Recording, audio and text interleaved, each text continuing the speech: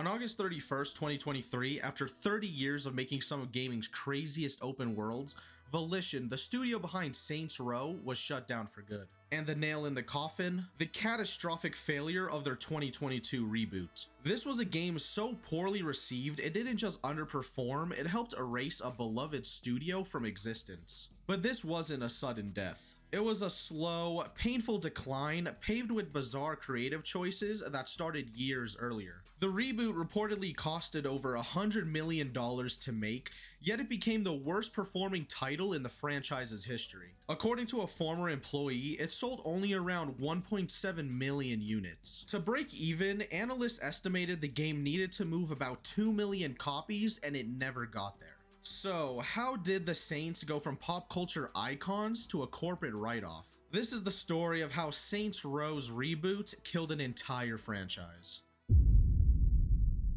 To really grasp how badly Volition missed the mark, we have to go back to what made Saints Row so special. When the first game launched in 2006, it was mostly written off as just another Grand Theft Auto clone. It was fine, but not exactly groundbreaking. Then came Saints Row 2 that carved out the series' true identity. Leaning hard into chaos and player freedom, the sequel found the magic formula.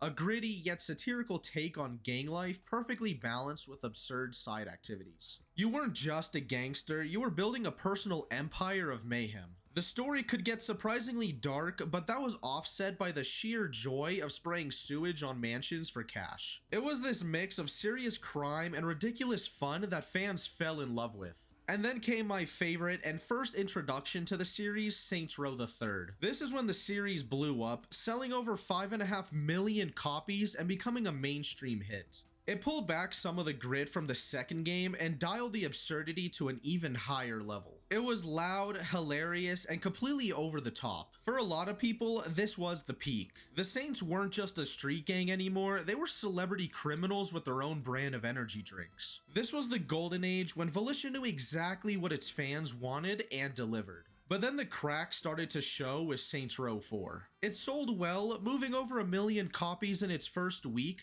but it was a huge departure. It was originally planned as a DLC for the third game, and it showed. The story swapped street crime for an alien invasion and a Matrix-style simulation. Superpowers replaced guns and cars, and while I did enjoy playing the game, it was fun, but it felt like a totally different genre. The series had backed itself into a corner. I mean, where do you even go after becoming a superpowered president of the United States fighting aliens? The answer apparently was hell. The expansion Gat Outta Hell doubled down on the supernatural stuff, and the franchise felt completely different from its roots. The escalating absurdity was starting to push away the fans who fell in love with the gangster fantasy of Saints Row 2. But the real breaking point for many was Agents of Mayhem. Released in 2017, this was Volition's attempt at a hero shooter spin-off. The game was a total flop, critically and commercially. It was missing the open world chaos and the charm that defined the series. More importantly, it showed that Volition and its publisher Deep Silver were losing touch with their audience. The failure of Agents of Mayhem sent them back to the drawing board,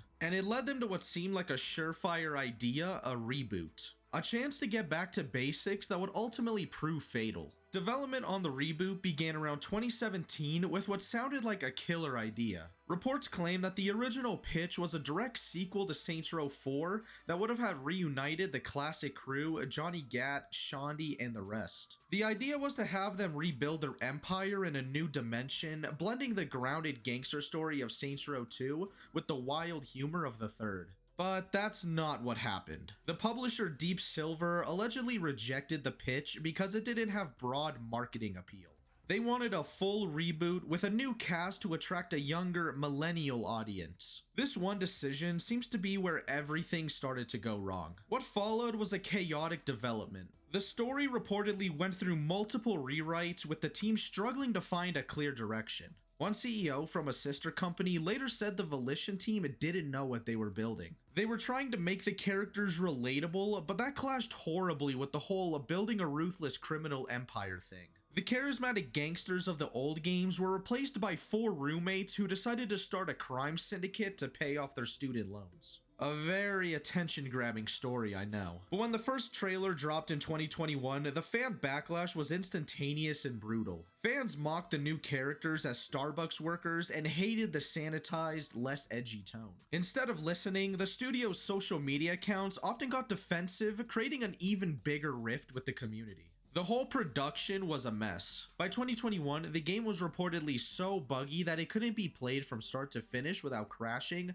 leading to massive crunch time for the developers. The game that shipped in August 2022 wasn't just a departure from its original tone, it was a broken, confused, and creatively bankrupt, sad excuse of a game. When the Saints Row reboot finally launched, it was slammed by critics and players, and for good reason. The game failed on almost every level. It was a technical disaster, plagued with bugs, animation glitches, and constant crashes that made it a total pain to play. The gameplay felt like a huge step backward. The gunplay was unsatisfying, the driving, a pillar of any open world game, was floaty and weightless. The new city of Santo Ileso was mostly a barren desert, a far cry from the dense, lively cities of the older games. It was often so empty that side activities like insurance fraud were nearly impossible because not enough cars would spawn on the streets. But the biggest failure was the story and its characters. The game tried to strike a lighthearted tone that felt completely wrong for a game where you're a mass murderer. The new Saints weren't charismatic criminals, they were nice, quirky kids who just happened to kill hundreds of people.